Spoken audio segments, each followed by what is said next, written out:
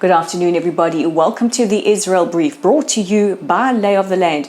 We take a look at your daily headlines every Monday to Thursday right here with me, Raylene Marks. And before we get into today's top stories, we ask that if you enjoy our content or feel that it is important, please share it.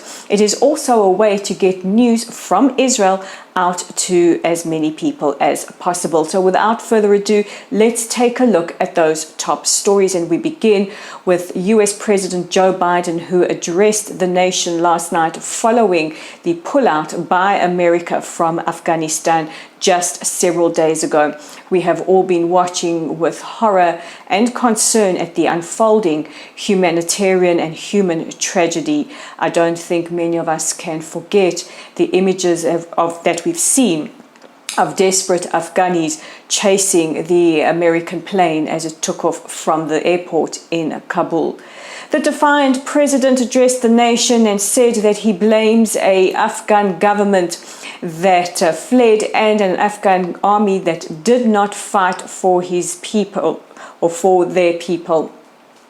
The president went on to say that although many people will criticize his decision, he believes it is the right one for US servicemen and women as well as the United States. And this was a sentiment echoed by his vice president, Kamala Harris. What this decision has done, it has united the left and the right in the media and around the world in condemnation and criticism of the president's decision. He did not take responsibility for this, and many people say that the onus is on him, and many said that he did not express any empathy towards the people of Afghanistan. This was a sentiment echoed by many on Twitter who saw a tweet from Kamala Harris endorsing the president's speech, and many said that as the female vice president of the United States, she did not acknowledge the plight and the human rights tragedy that is the future and the current situation for Afghan women. Meanwhile, in the Pentagon, an official speaking on condition of anonymity said that he felt very, very frustrated at the situation. The department or the Defense Department had been warning State Department officials and the Biden administration for months about the dangers of the Taliban taking over, and said that this could all have been handled so differently that wouldn't have ensured a tragedy on the ground. And we will keep you updated of unfolding news in Afghanistan. Meanwhile, the diplomatic rift between Israel and Poland is deepening. Yesterday, the Polish Foreign Ministry confirmed that they will be recalling their envoy to Israel, but it was a comment by the Deputy Foreign Minister, Paweł Jablonski, that really has created a lot of ire around Israel, a lot of anger, and is a statement that many of us just see as obscene.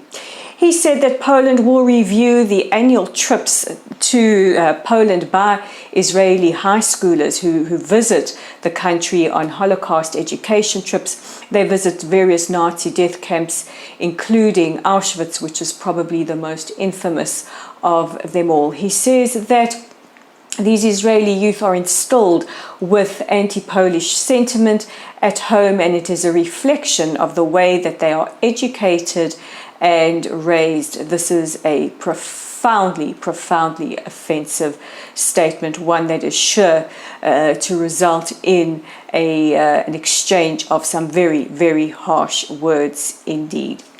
And our final story takes us back to fires around Jerusalem. Yesterday they were under control, but sadly flared again.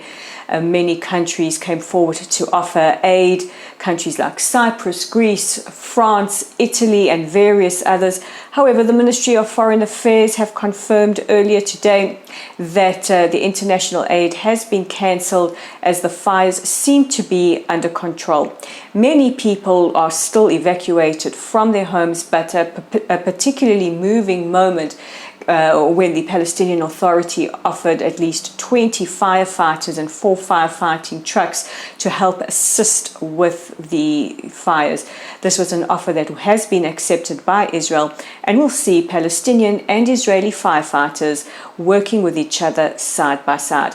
It's not the first time that this has happened. It has happened before in other fires in Haifa and in Jerusalem. And it shows that we really can work together when we need to. So those are the top stories making headlines. You can check out more Afghanistan coverage online on our website. Dave Kaplan has an article talking about the concerns that Israel may have following the fall of Kabul. We'll also have one up by popular Australian writer Justin Amler. Don't miss out on that one. And I'll have one up later this week on the situation for Afghan women. So if you're looking for ongoing coverage, please check out our website. You can find us at www.layoftheland.online. We're also on Facebook. If you are viewing this there, please share our content, share this video, share our articles. If you haven't already joined our community by liking or following us, please do so. We're on YouTube at The Israel Brief. Please click on that red subscribe button if you are viewing this there. And we are on Twitter at Lay of the Land 5. That's at Lay of the Land 5. So with the Tuesday edition of The Israel Brief, I'm Rolene Marks, and join me again tomorrow with the latest news.